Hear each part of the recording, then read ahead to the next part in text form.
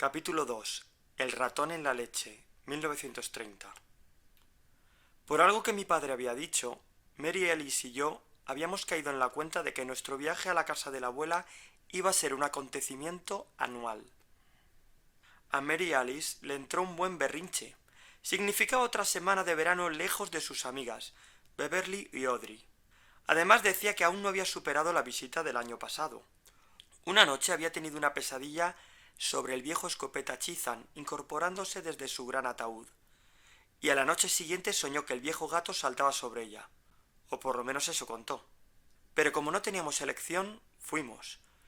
Si alguno de nosotros había crecido aquel año, esa era la abuela, y aún parecía valorar su privacidad tanto como de costumbre. Habitualmente se quedaba en casa porque decía que todo el pueblo era un suburbio y que le importaba un bledo lo que pasase allí. Y eso que ni siquiera tenía una radio en casa.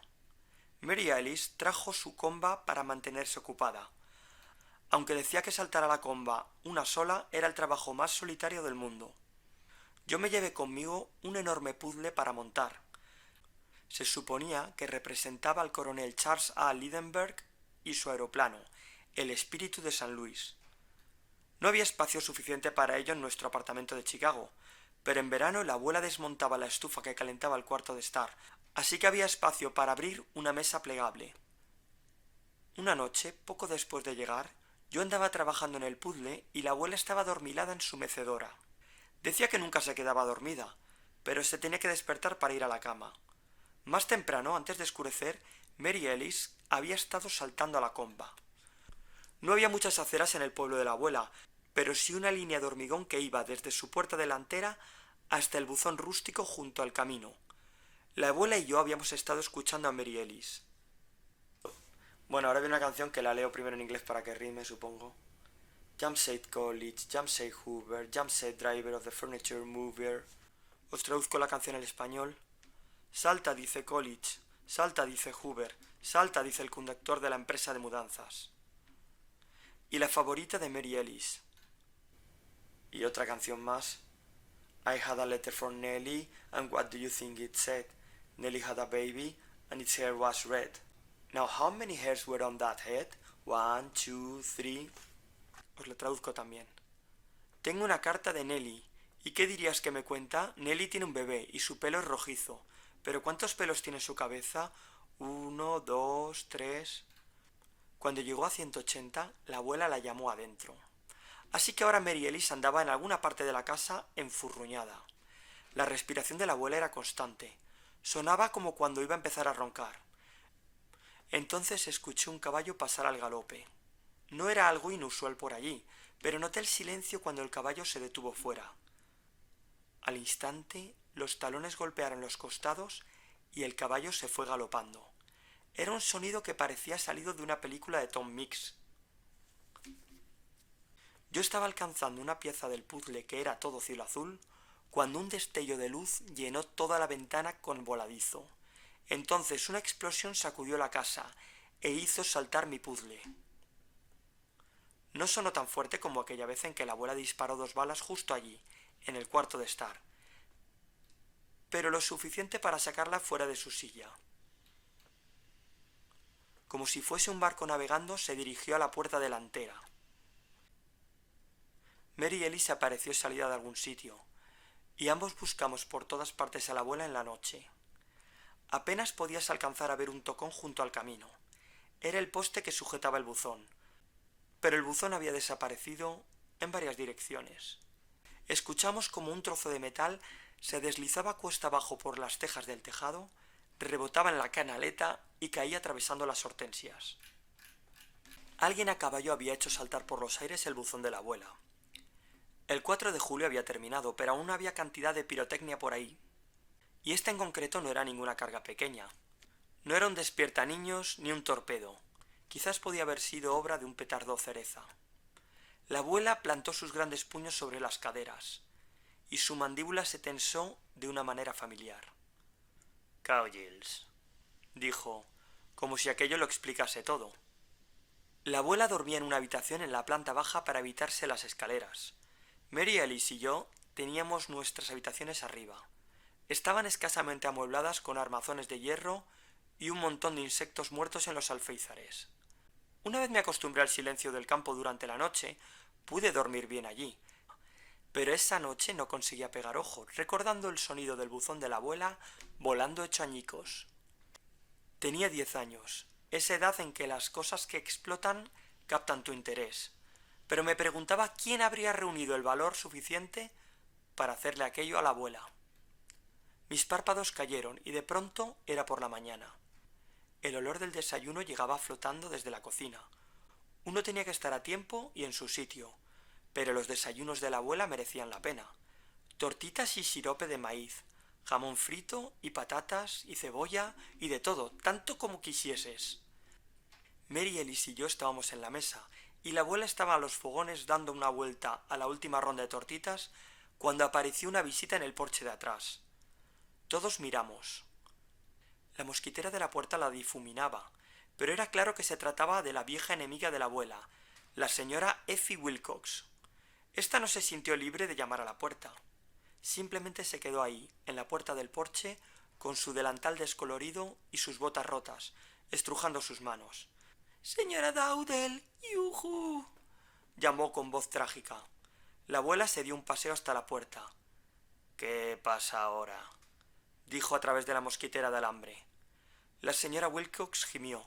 «Antes de nada, ¿puedo usarlo?», señaló con la cabeza el camino de atrás hacia la casa de adobe y la letrina, y no se refería precisamente a la casa de adobe.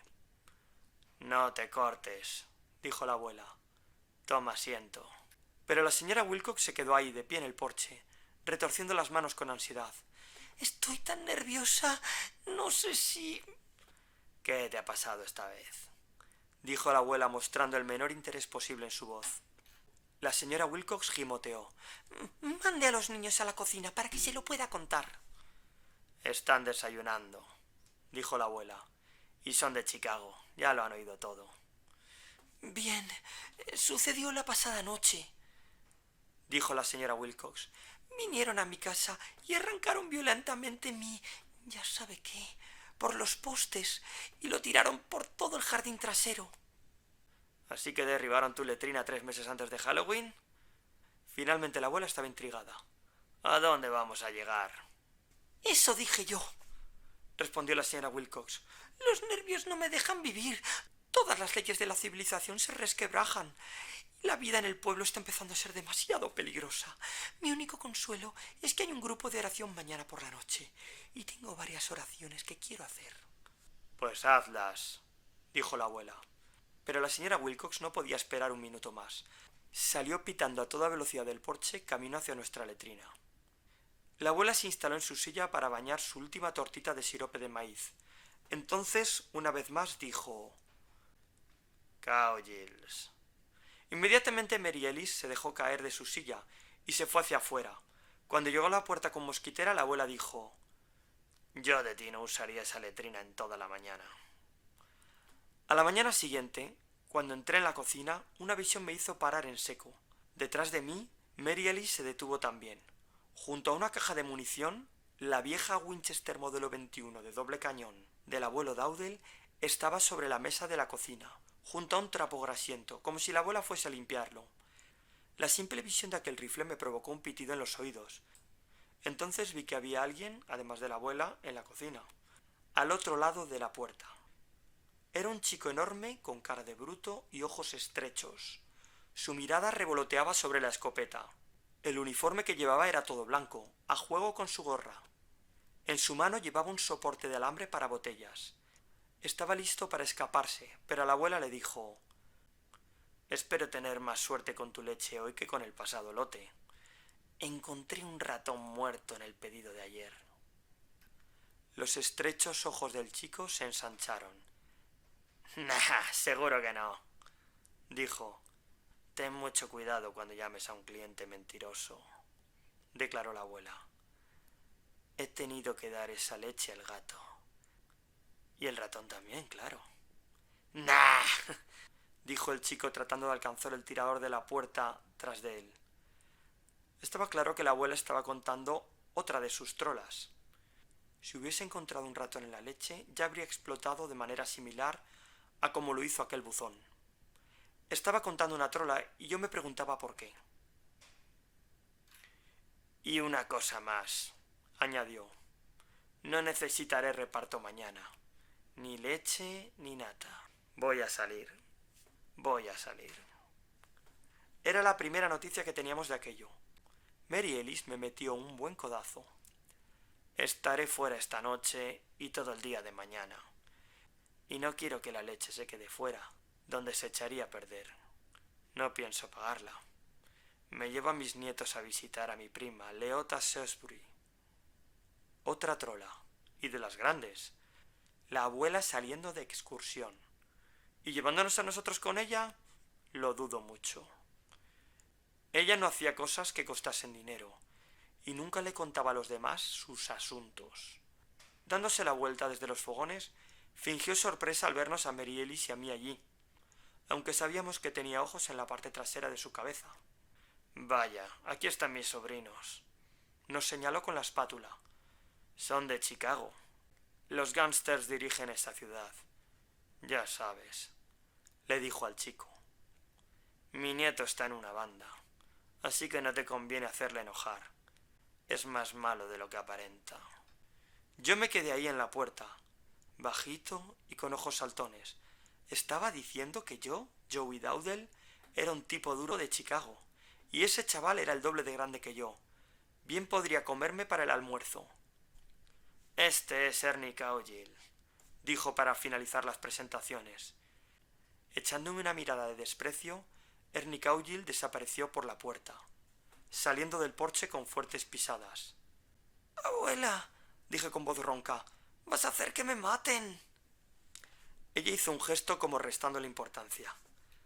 «Simplemente lo digo para protegerte. Ahora te tendrá miedo. Se creería cualquier cosa que le cuenten. Tan solo está en cuarto de primaria». «Abuela, tendrá por lo menos 16 años». «Exacto. Y aún está en cuarto de primaria.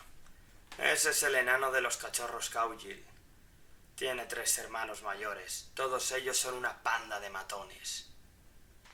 No son la clase de gente con la que querrías cruzarte en un callejón oscuro». Retiró de la mesa el rifle, la munición y el trapo grasiento de la mesa de la cocina, y los dejó detrás de la caja de la leña. Le hizo un gesto con la cabeza a Mary Ellis para que pusiera la mesa para el desayuno. Cuando nos sentamos a comer, le pregunté: «Abuela, ¿para qué es ese rifle?» Febo. «¿Quién es la prima Leota Shrewsbury?», preguntó Mary Ellis. «¿Quién?». Deambulé todo el día bien cerca de la casa. Ni siquiera subí hasta el café Coffee Pot por miedo a encontrarme con Ernie Cowgill y sus hermanos. Y ahora recordaba dónde había oído ese nombre. La carreta de la leche, que iba tirada por caballos, tenía un cartel en uno de sus lados que decía: «Lechería Cowgill, de nuestras vacas alimentadas de trébol a su cocina, rigurosamente higiénico». De hecho, ya había visto a Ernie conduciendo de pie, manejando las riendas a través del agujero de la ventana frontal de la carreta. Incluso a lo lejos no parecía alguien a quien quieras conocer mejor. No. Podría haber sido solo una coincidencia que una familia llamada Cowgill llevase la lechería. Nunca lo supe. Notando lo cerca que me mantenía de la casa, la abuela me mandó a quitar las malas hierbas del jardín. Uno no quería pasar el tiempo demasiado cerca de ella, ya que enseguida te asignaba un trabajo. El jardín se mantenía pulcro y cuidado desde el porche trasero hasta la casa de adobe junto al tendedero. Quité las malas hierbas al calor del día, y cada vez que bajaba a la casa de adobe tenía la visión de los 4 hermanos Cowgill saliendo de él. Podía imaginarlos colgándome del alero del tejado con mi cinturón, turnándose para abofetearme hasta dejarme inconsciente. Pero no vi otra cosa más que las patas cruzadas del gato, durmiendo la siesta justo a la entrada. Las 2 filas de cebollas verdes me pusieron los ojos llorosos, y el olor me dejaba atontado. Pensaba seriamente que me iba a dar una insolación cuando escuché el chillido de Mary Ellis en la cocina. Ella no era de las que suelen gritar, así que me puse en pie. En ese momento pensaba que Ernie Cowgill habría entrado y se habría abalanzado sobre ella. No. Salté por encima de las hileras del huerto, con los latidos acelerados, en dirección a la casa. Pero solo estaban la abuela y Mary Ellis en la cocina. Los ojos de Mary Ellis estaban tan grandes como una moneda de 25 centavos. Parecían los de la huérfana Annie, y tenía ambas manos tapándose la boca. La abuela se alzaba sobre la mesa.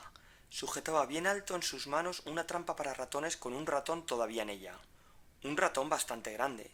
Su cola aún colgaba tan larga que parecía una de esas tiras de papel matamoscas que colgaban del techo en la cocina. El muelle de la trampa había atrapado al ratón por el cuello, y poco faltó para que le arrancase la cabeza. Esta casi colgaba de un hilo. No era algo agradable de ver. Mary Ellis estaba conmocionada. Esta era una de esas experiencias que siempre contaba que le produjeron pesadillas durante años. La abuela examinó su captura. Colocó la trampa justo sobre la boca de la botella vacía. Aflojó hacia arriba el muelle y el ratón cayó directamente dentro. Golpeó el fondo de la botella con un golpe blando. Se volvió hacia el escurridor y cogió otra botella, llena de leche fresca, supongo que del reparto matutino de Ernie Cowgill. Sin derramar una gota, llenó de leche la botella sobre la mesa. Mary Ellis y yo mirábamos embobados cómo la leche iba ascendiendo envolviendo el pelaje gris del ratón hasta que sus bigotes empezaron a flotar. Cuando la leche cubrió completamente la cabeza, Mary Ellis se echó a correr. Si la puerta trasera hubiera tenido el pestillo echado, habría atravesado la puerta mosquitera. Ahora la abuela estaba ajustando un tapón de papel en la botella de leche de ratón. Tenía claro que no debía preguntar por qué hacía aquello. Tampoco es que tuviese interés en saber el porqué de aquello. Mary Ellis no volvió a casa hasta la hora de la cena, y no quiso cenar nada.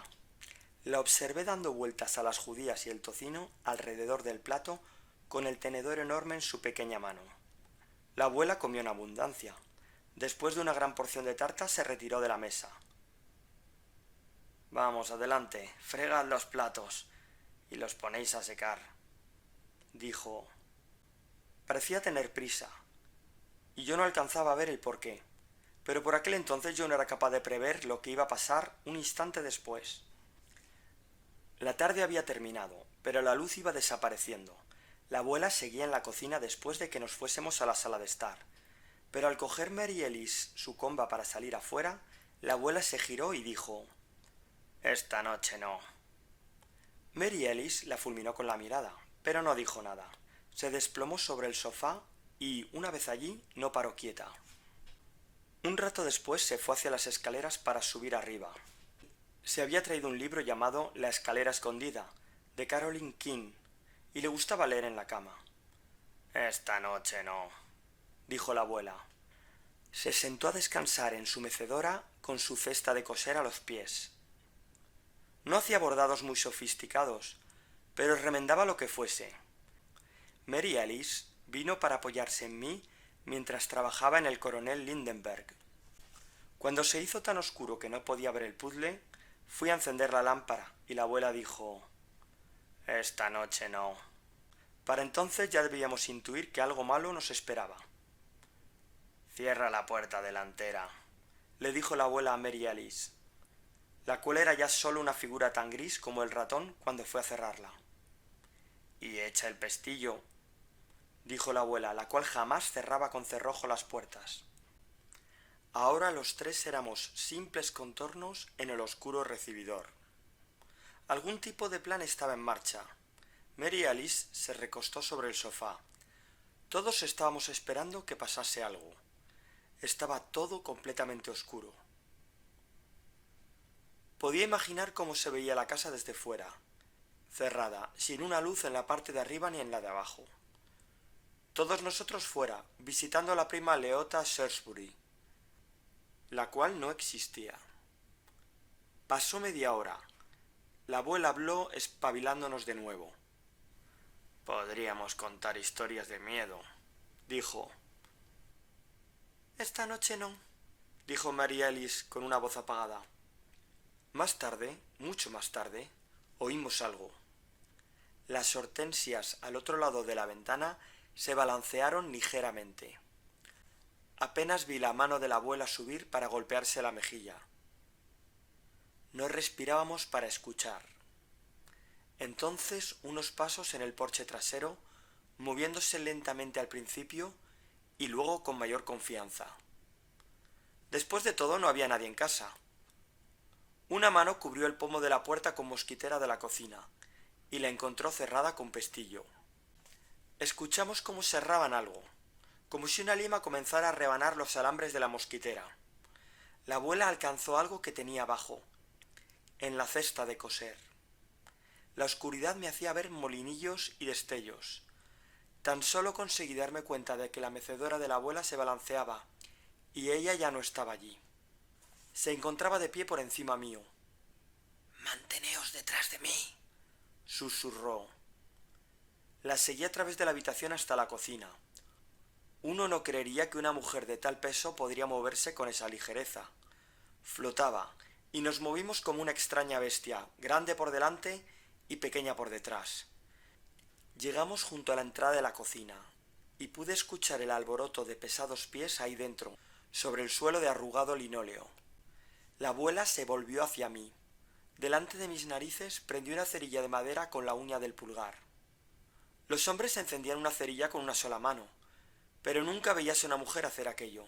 Ocultaba el fuego de la llama con su cuerpo, y tocó la cerilla con algo que tenía en la otra mano. Chisporroteó. Entonces se inclinó hacia abajo y lo hizo rodar en el interior de la cocina invisible. Pasaron varios segundos. Entonces, una vez más, la casa de la abuela entró en una erupción de luces y sonido. Una luz azulada resplandeció en la cocina, y por un instante podías ver cada calendario que había allí, colgado de la pared. Entonces, una tremenda explosión, como si fuese el fin del mundo. Había hecho rodar un petardo cereza por el suelo, y había ido a parar justo bajo los 8 pies de los hermanos Cowgill, los 3 matones grandes y Ernie. La abuela me metió un empujón para pasar a la cocina. «Tira de la cadena de la luz del techo», dijo, y así hice. Cuando me volví hacia ella, el rifle del abuelo Dowdell estaba colocado sobre su hombro. Me aparté de su camino y solo quedaban los 4 hermanos. Se habían quedado tan sordos como un poste, incluso antes de darse cuenta de que estaban bajo los 2 cañones del rifle que habían venido a robar. Todos ellos llevaban botas con puntera de acero cubiertas de estiércol, lo cual había salvado los dedos de sus pies de salir volando. Pero un olor a chamuscado venía de sus pantalones. La bomba les había asustado hasta dejarlos tontos, excepto Ernie, que ya era tonto de antes.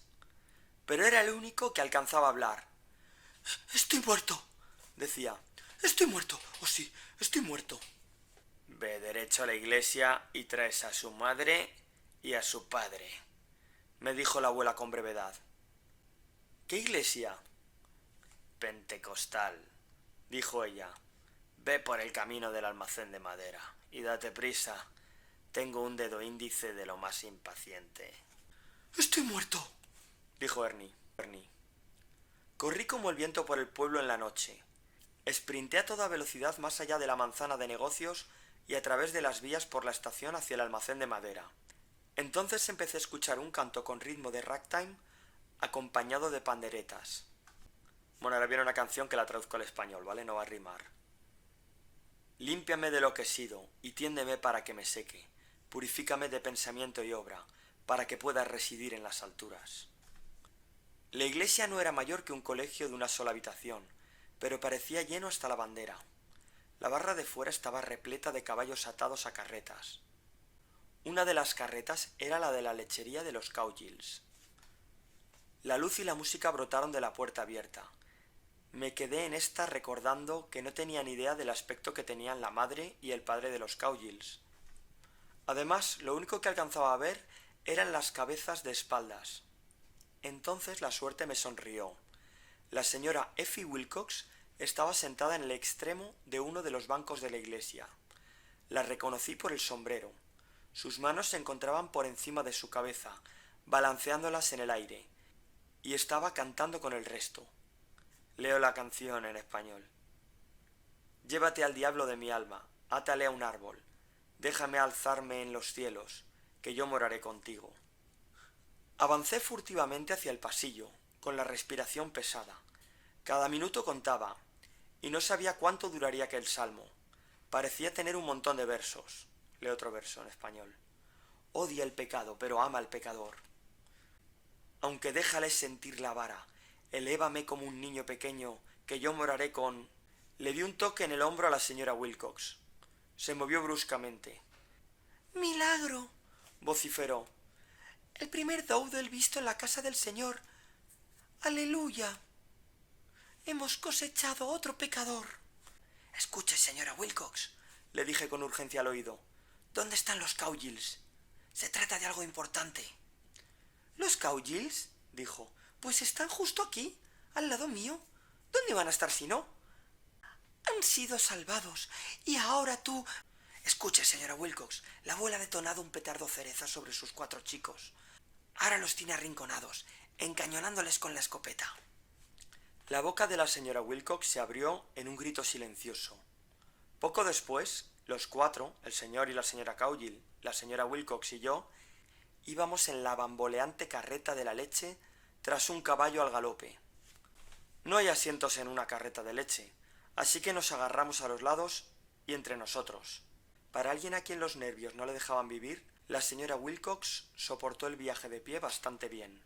El carromato iba dando tumbos a través del patio al atravesar el jardín lateral de la abuela. Nos dejamos caer del carro y echamos una carrera hasta la puerta trasera. Para seguir el ritmo, ambas damas se levantaron ligeramente el vestido con las manos. Irrumpimos en la cocina y parecía que nadie hubiese movido un músculo allí dentro. La culata de la escopeta aún estaba hundida en el hombro de la abuela, y ésta seguía apuntándoles con el ojo entrecerrado en dirección a los cañones. Los chicos Cowgill tenían pinta de ser parte de la cadena de presidiarios. Fue ahí cuando realmente me fijé en la madre y el padre. Ella era una mujer un poco pálida, y a él se le veía un hombre más tranquilo que los matones de sus hijos. Bueno, dijo el señor Cowgill, ¿qué tenemos aquí? Lo que tenemos aquí, dijo la abuela, es allanamiento de morada, asalto y hurto, reformatorio para el más joven y cárcel para los grandotes, a no ser que mi dedo del gatillo ceda a la tentación. Querían este rifle y es probable que lo obtengan justo entre los ojos. La luz del techo producía brillantes destellos en sus gafas. Y derribaron la especialidad de la casa de Effie Wilcox. Cuéntaselo, Effie. En aquel momento ya sabías quiénes eran los culpables de mandar tu letrina de una patada al reino de los cielos. La señora Wilcox gimoteó. Bueno, señora Dowdle, dijo el señor Cowgill. Esto no es más que un malentendido. Mis chicos no han salido con cerebro, ya lo sabe. Tengo la impresión de que solo deambularon por la casa equivocada. Oh, definitivamente deambularon por la casa equivocada, dijo la abuela. Y ya antes habían hecho explotar el buzón equivocado. Estuve tentado a cubrirme los oídos, porque solo eso era suficiente para que la abuela pegara un tiro. Usted sabe también como yo, señora Dowdle, que los chicos siempre serán chicos, son fogosos, acabarán sentando la cabeza y siendo buenos hombres cristianos. Su madre y yo les educamos con el ejemplo. Señora Dowdle, tranquilícese por el amor de Dios, dijo el señor Cowgill, y levante ese rifle. No parece muy femenino. Pensé que el señor Cowgill se lo estaba jugando, y mucho, pero extrañamente la abuela bajó el rifle. Bueno, tú lo sabes mejor que yo, siendo su padre, dijo con calma. Apoyó el rifle contra la pared y se cruzó de brazos. Pero sácalos de mi cocina, y me debes la puerta mosquitera que han roto al entrar, y quiero un buzón nuevo, uno de hierro galvanizado, incluso si te cuesta $3. El señor Cowgill palideció al oír aquello, pero dijo, no se preocupe, sabía que entraría en razón, señora Dowdle. Los chavales pasan por estas etapas. Vamos, chicos. Le dio una palmadita en el hombro al mayor con sus 4 gorilas, y los 4 trataron de ocultar su sonrisa de satisfacción. La señora Cowgill salió primero, ayudada por la señora Wilcox. Luego los matones y Ernie salieron en grupo. Su padre estaba ya en la puerta cuando la abuela dijo, no tan rápido, Cowgill. Este se dio la vuelta con un aire reticente. Me interesa saber la explicación que tienes para esto. Señaló a la botella de leche, de la cual nadie se había percatado, aunque estaba sobre la mesa de la cocina. La leche en su interior se veía ahora más rosa que blanca, pero se podía apreciar que había un ratón dentro. De hecho, se había hinchado un poco. ¿Pero qué? Y que lo digas, comentó la abuela. El sudor comenzó a brotar de la frente del señor Cowgill. Señora Dowdell, ¿no estará queriendo decirme que...? Yo no le digo nada. Las pruebas hablan por sí mismas. No es posible, señora Dowdell. Somos rigurosos con la higiene. Pasamos la leche por un colador. Un río de sudor corría por su coronilla. No lo dudo, dijo ella. Al fin y al cabo, has logrado mantener tu buen nombre en un pueblo como este. ¿Y entonces?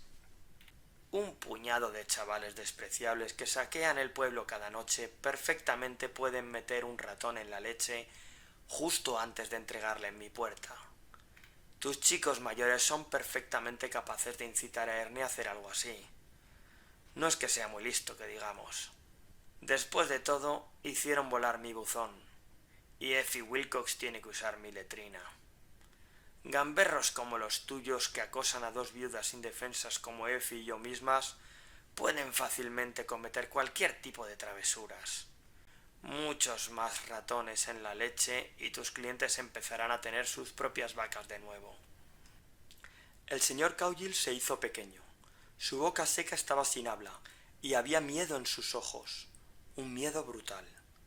No le importaba lo que sus muchachos le hiciesen al pueblo, pero ahora veía su negocio irse por el desagüe, por así decirlo. Señora Dowdell, dijo con voz quebrada, ¿qué es lo que quiere? Justicia, dijo la abuela.